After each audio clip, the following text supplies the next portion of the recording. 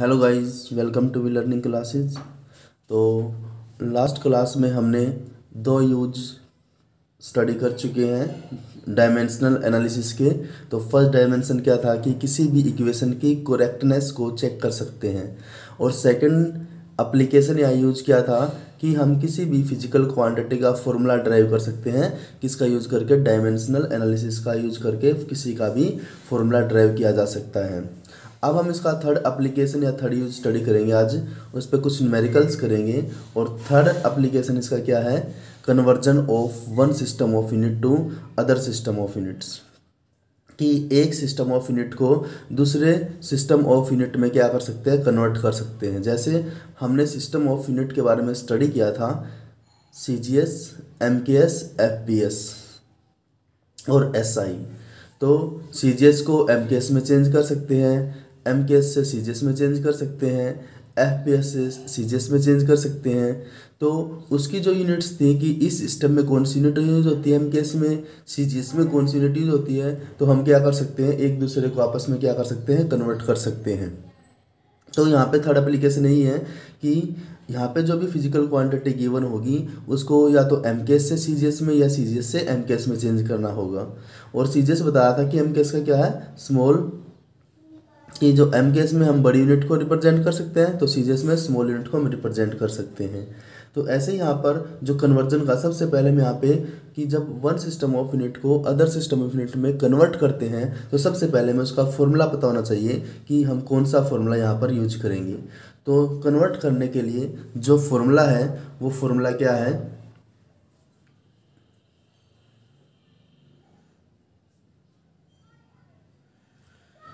तो वो फॉर्मूला क्या है यहाँ पर कि N2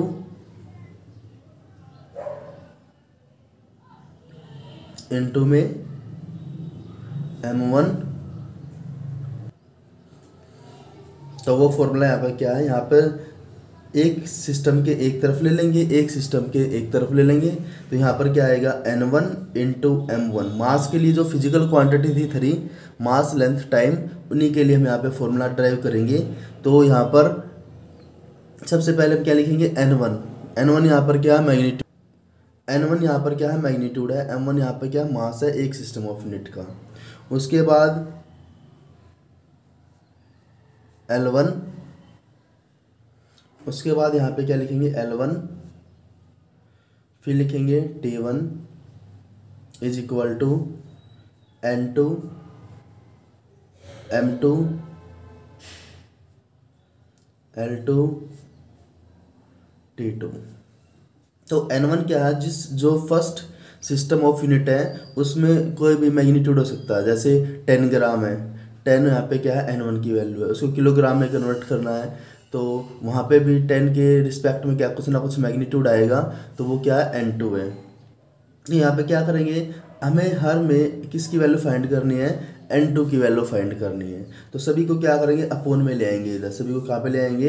राइट साइड वाले को कहाँ पे ले आएंगे? इसके अपोन में ले आएंगे। अब हमने यहाँ पे जो फॉर्मूला लिखा N1 into M1 L1 T1 N2 M2 L2 T2। अब यहाँ पे क्या हुआ? इनके ऊपर यहाँ पे क्या हुआ? जो भी फिजिकल क्वांटिटी होगी उसके डायमेंशन में क्या होता है? कुछ ना कुछ पावर भी होती है इनके ऊपर। तो यहाँ पे इनकी पावर भी लिख लेते हैं साथ में। यहाँ पे मान लेते हैं पावर A, यहाँ पे B और यहाँ पर C। जो मास पे A लिखी थी यहाँ पे भी A, यहाँ पे B और यहाँ पर C। तो यहाँ पे हमने क्या किया? जो फॉर्मूला लिखा यहाँ पर N1 इसके लिए लिखा। अब हमें N2 की वैल्यू फाइंड करनी है हर न्यूमेरिकल में। अब N2 की वैल्यू फाइंड करने के लिए जो राइट साइड में इनको अपोन में ले आएंगे इधर, तो N2 की वैल्यू यहाँ पर क्या आ जाएगी कि N2 is equal to N1 यहाँ पे है।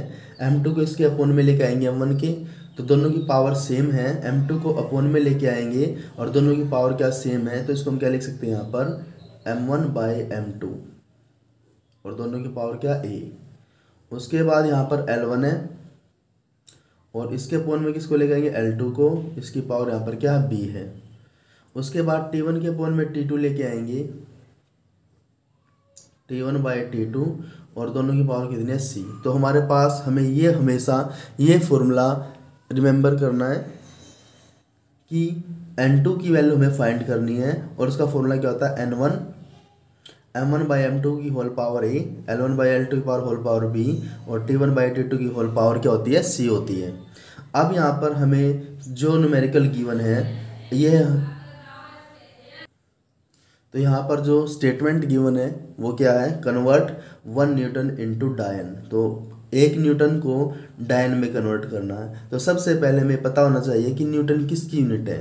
तो न्यूटन किसकी यूनिट है, फोर्स की यूनिट है। और फोर्स की कौन सी है, एमकेएस सिस्टम में जो न्यूटन है, न्यूटन क्या है, यूनिट ऑफ फोर्स। कि यहाँ पे जो न्यूटन है, यूनिट ऑफ फोर्स, कि ये फोर्स की यूनिट है एमकेएस सिस्टम में। और डायन क्या है, डायन भी फोर्स की ही यूनिट है लेकिन सीजीएस सिस्टम में है। तो न्यूटन किस में है, एमकेएस सिस्टम में, और डायन किस में है, सीजीएस सिस्टम में। तो न्यूटन किस में थी, एमकेएस सिस्टम में, और डायन किस में है, डायन यहाँ पर क्या है, सीजीएस सिस्टम में है। तो सबसे पहले हम यहाँ पे क्या करेंगे, न्यूटन और डायन किसकी यूनिट है, फोर्स की यूनिट है। तो यहाँ पे सबसे पहले फोर्स का डायमेंशन लिखेंगे कि डायमेंशन ऑफ फोर्स क्या होता है। तो डायमेंशनल फॉर्मूला ऑफ फोर्स का क्या होता है, mLT-2। तो सबसे पहले हमने यहाँ पे क्या किया, फोर्स का फॉर्मूला लिखा यहाँ पे mLT-2। अब हमने क्या लिखा, m की पावर यहाँ पे a है, l की पावर b है, t की पावर c है। तो हम यहाँ पे कंपेयर करेंगे कि m के ऊपर पावर क्या मानते हैं, a मानते हैं। तो यहाँ पर इस डायमेंशनल फॉर्मूले से यहाँ पे ये बिल्कुल अपोजिट है। जहाँ पे फॉर्मूले ड्राइव करते थे वहाँ पे तो ए बी सी की वैल्यू, पावर्स की वैल्यू फाइंड करते थे। यहाँ पे क्या करते हैं, पहले डायमेंशनल फॉर्मूला लिखेंगे और हम क्या मानते हैं कि ए पे, एम पे पावर ए है, एल पे पावर बी है, टी पे पावर सी है। तो यहाँ पे डायमेंशनल फॉर्मूले से किसकी वैल्यू निकाल लेंगे, ए की, बी की और सी की वैल्यू निकाल लेंगे। तो एम के ऊपर क्या है यहाँ पे 1, तो यहाँ से ए की वैल्यू कितनी हो जाएगी, 1। एल के ऊपर भी क्या है, 1 है, तो यहाँ पे बी की वैल्यू क्या हो जाएगी, 1। और टी के ऊपर क्या मानते थे, सी मानते थे, तो सी की वैल्यू यहाँ पे कितनी हो जाएगी, -2। हमने क्या किया कि जो डायमेंशनल फॉर्मूला था उसी से ए की वैल्यू, पावर्स की वैल्यू लिख ली। एम के ऊपर ए पावर, एल के ऊपर बी पावर, सी, टी के ऊपर सी पावर। तो ए की वैल्यू यहाँ से 1, यहाँ से 1, यहाँ से -2। अब यहाँ पर हम क्या करेंगे, ये फॉर्मूला यूज करेंगे। ये फॉर्मूला क्या है, ये रहा N2 = N1 + M1/M2 L1/L2 T1/T2।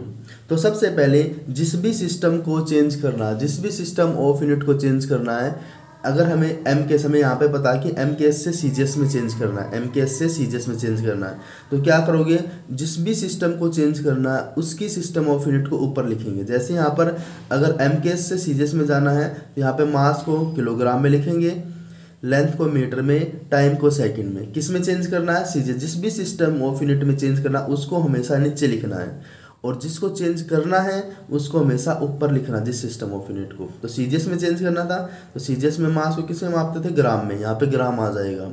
Length को किस में मापते थे, सेंटीमीटर में, यहाँ पे सेंटीमीटर आ जाएगा। और टाइम को किस में मापते थे, सेकंड में ही मापते थे, यहाँ पे क्या आ जाएगा, सेकंड आ जाएगा। अब यहाँ पर क्या करेंगे कि जो, तो यहाँ पर ये फॉर्मूला यूज करेंगे। यहाँ पर लिखेंगे हम N2 N2 की वैल्यू हमें फाइंड करनी है N1 यहाँ पे क्या आ जाएगा, एम केस में कितनी वैल्यू को चेंज करना, जिस भी कितना मैग्नीट्यूड को चेंज करना है वो हमारी N1 की वैल्यू होगी। यहाँ पर 1 न्यूटन को चेंज करना, 1 को, तो यहाँ पर N1 की वैल्यू क्या हो जाएगी, 1 हो जाएगी। यहाँ पर N1 को चेंज करना है, यहाँ पे N1 की वैल्यू क्या, 1 है, क्योंकि N1 यहाँ पर कितना है, 1 न्यूटन। तो यहाँ पे N1 की वैल्यू हमने पुट की 1 N2 में, फिर क्या पुट करना, M1/M2। तो M1 किसके लिए है, एम केस में मास किस में मापते हैं, किलोग्राम में, तो ऊपर क्या लिखेंगे, किलोग्राम। M2 में मास को किस में मापते हैं, ग्राम में मापते हैं, सीजीएस सिस्टम में मास को। यहाँ पे क्या लिख दिया, 1 ग्राम।